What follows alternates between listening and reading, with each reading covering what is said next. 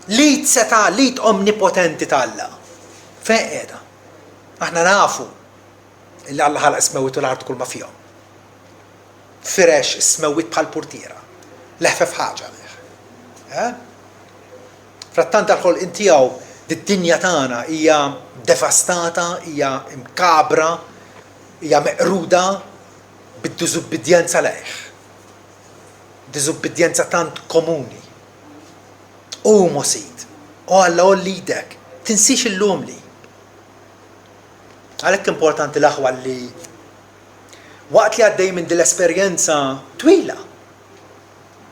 Mill-ġurnata li konvertejna li Alla dawwarna lejh. Sal-aħħar nifs. Din hija esperjenza tagħna. Għalhekk importanti li kuljum nfittxu Alla fit-talb. Kuljum għaliex imbagħad fi żmien il-għawġ faċilment nikkonkludu li Alla qiegħed jibqa' fil-bogħod. Is-sens komfortabbli tal-preżenza tiegħu huwa prezzjuż wisq biex ngħaddu mingħajru.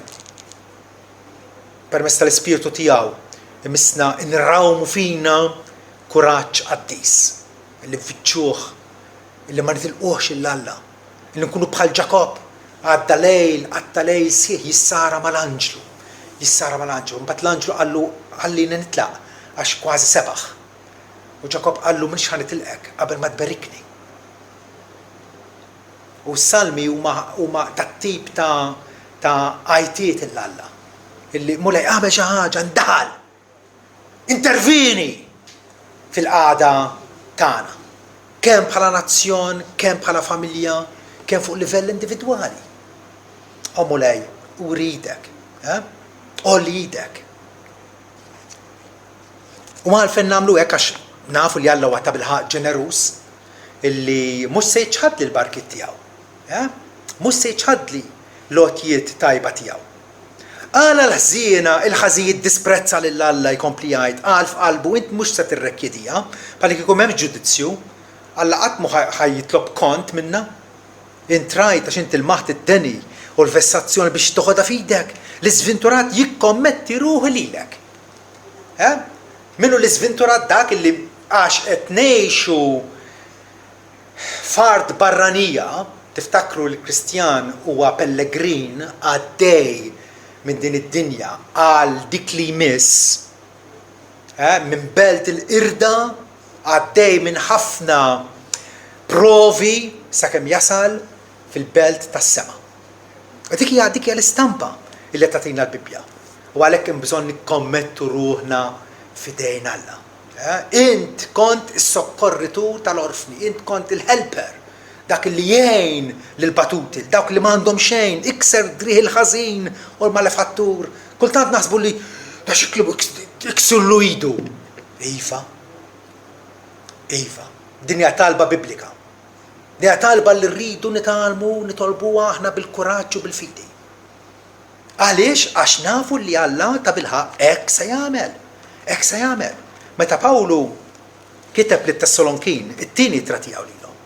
Għalilhom illi dawn kienu għaddejjin minn persekuzzjoni. Dak huma kienu pagani, però konvertew, allura sħabhom pagani bdew jippersegwitawhom, bdew ħabtuhom, però għal dan huwa prova ċara tal-ħaq ġust Alla. Biex tkunu miżmumin bħala li jistħoqilkom is-saltna tal-Alla. Li għalija intom ukoll qegħdin issofru. Billi ħaġa ta' ġustizzja qudiem Alla li jrott it-taħbit il dawk li tħabtukom.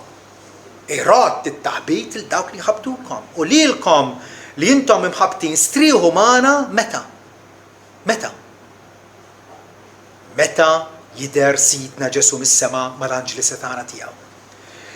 Matul dal-omor tagħna, matul pellegrinaġġ tagħna m'hemmx mistrieħ. U ma nistgħux ninżaw l-armatura tagħna, il-konflitt huwa kontinwu u kapaċi jkun qalil ħafna. Però meta jidher Sidna Ġesu mbagħad f'nar iħeġġeġ jitħallas minn dawk li ma jarfux l-Alla u li ma jisimgħux mill-Evanġelju ta' Sidna Ġesu Kristu. David hawnhekk id-diskors tiegħu huwa vera ikser drieħ il-ħażin u l-malefattur.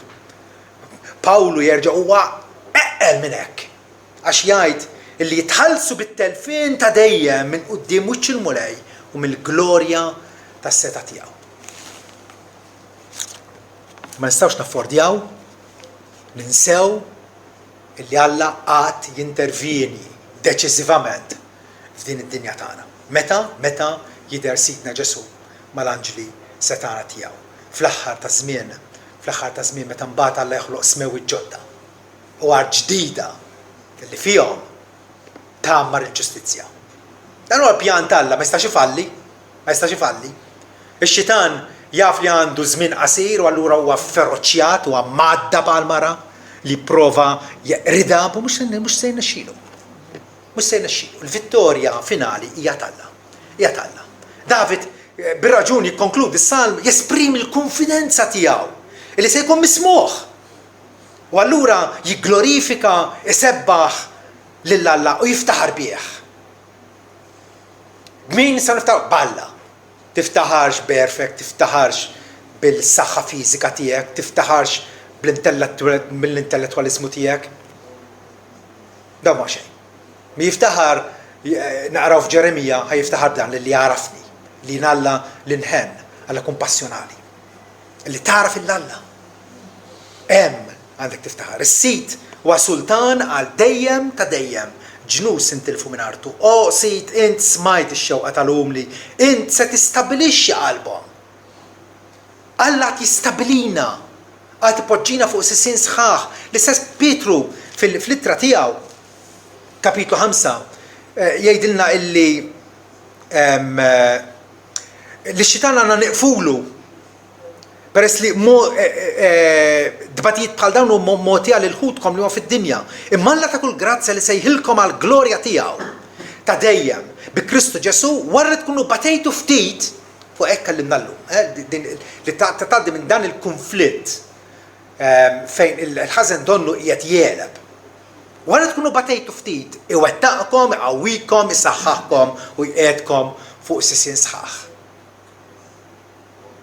Din hija t-tama tagħna għal darba oħra tama il-Bibja tajt illi ma tistax tiddiżappuntana.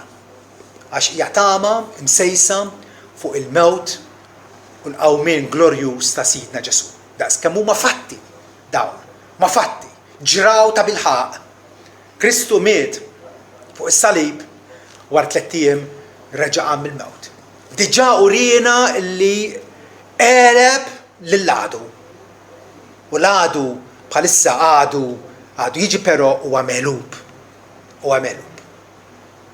Int se tistabbilixxi qalbhom, int se tmejjel widintek biex tivvindika lill-orfni u lill-oppressat. Sabiex il-bniedem lu tal-art ma jikkawżax aktar terrur.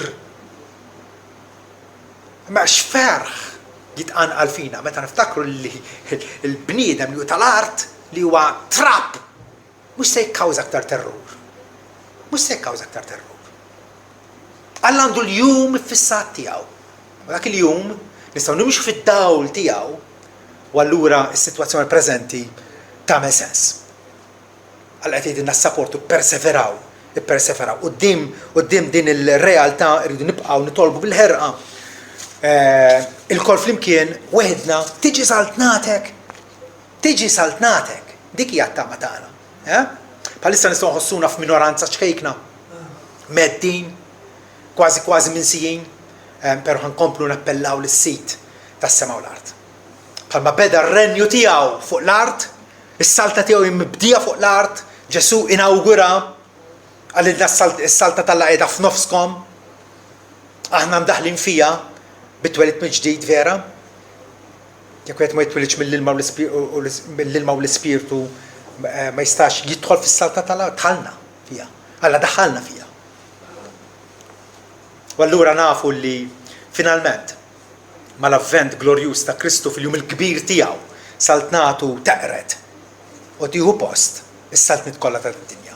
Is-saltniet ħżiena tad-dinja għax ara kwalunkwe gazzetta li trid, tisma' kwalunkwe bulettin tal-aħbarijiet u tara il-korruzzjoni lampanti illi hemm, vera? Bħalissa ninsabu f'nofs dil-battalja, però r-rebħajja ta' Kristu. Kristus Viktor, Kristu r-rebbieħ. Dak li der fostna bħala l-manswet li f'qalbu, bħala l-ħaruf, moħu tal-qatla, għad jiġi għattini darba bħala l-ljun mit-tribut ta' Ġuda biex jitħallas minn dawk kollha illi ma jarfuħx. Amen.